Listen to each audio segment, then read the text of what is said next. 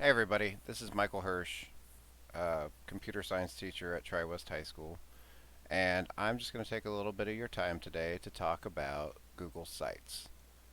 So this is going to appear on the We Do professional development that comes out this fall, and I personally am going to be using this as an alternative to note taking in class. So instead of having kids just regurgitate notes onto um, a blank Google Doc. All right. Instead, we're going to have them create a website that's interactive and that they can share with not only themselves but their classmates and access from anywhere on the planet. So they're really engaging with the material instead of just copy pasting. So to get started, you're going to go up here to the waffle in the upper right hand corner. We're going to click it. We're going to go down, and right here you can see the icon have highlighted that says Google Sites. If yours isn't here, you may have to scroll down further and drag it up to the top where you want it to go. So once we click on Sites, you can see here this is your basic home screen for Google Sites. You can see at the top we have some templates we could choose from, or we could just make a blank one. All right, and then down here I have some that I've had my AP Bio kids created last year. So we'll look at one of these as an example, and then but we're going to start off just looking at a blank site. Like, what does it look like? You have a title that you can add here, and then over here on the right you can see you can add more pages on the page tab. On the insert tab you can insert text, images, you can embed something such as a YouTube video or some other like a code.org widget or something along those lines, or you can add something directly from your Google Drive. Okay, and then they have some preloaded templates here that you can simply click on to use. All right, nice layouts. All right, if you don't like those, you can drag and drop and make your own as well. Okay, and literally you can just drag. Okay, we have to select first. So let's just pick an image. So here's a graph, and then see it puts it over here, and then we can move it around wherever it is that we want it to be. And you can see you have a lot of different options available with what you want to do, and very easy to use. This doesn't take any sort of like, you don't have to know any HTML or CSS or anything along those lines. Okay, if you want to add a page, you go here, the plus signs down here. You can see you can add a link, you can embed a page, or you can just make a new one, or you can add a menu selection which will appear at the top here. Okay, and then they have themes. You can preset themes that you can choose from.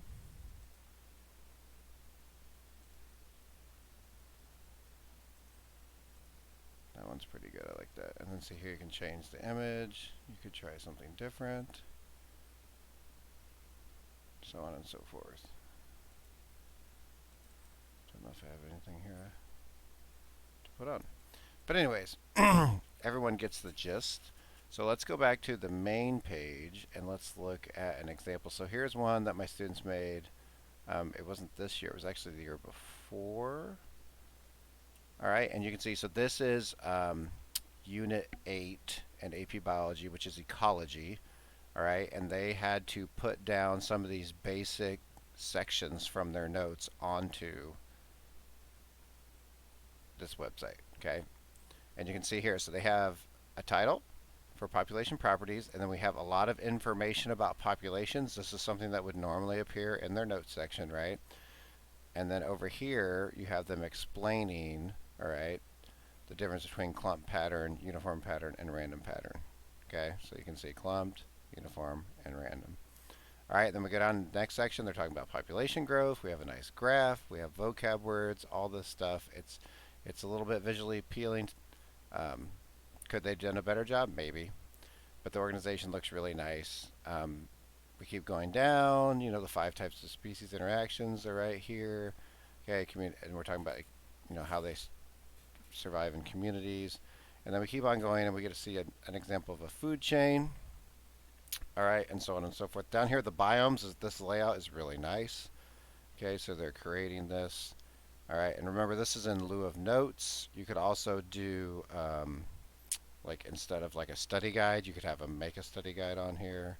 All right, but this is more of like the we do section. So like maybe you go over population properties in class, and then they have to create this section of their web page, right? And this is, like I said, this is going to take place of note-taking section. All right, and in the perfect world, excuse me, this would be paraphrased and summarized of information either acquired from the textbook or the internet, all right, or some other third-party source where they could get this information. And then the only thing that's missing here is I'm going to have them add one more section, which they have to connect these things that they're learning about to something that they've actually seen, like in the real world. So all that will be able to be pictures. So the kids will take a picture, and then they'll have to talk about, okay, this picture relates to biomes. How does that do that? Okay, and it would just be like a really quick homework assignment that they'd have to do. So they could either have a separate page for that and then connect it to whatever the topic of the day was or the standard, or they could simply stick it in here with their section of notes. But yeah, guys, that's Google Sites. It's very, very similar to just making like a Google Slides, but instead of it being in a presentation format, it's in the format of a website. All right, and like I said, next year we're going to be doing this for note taking in AP Biology and AP Physics. If you guys have any questions, feel free to email me at school. It's hershmi at hendrix.k12.in.us.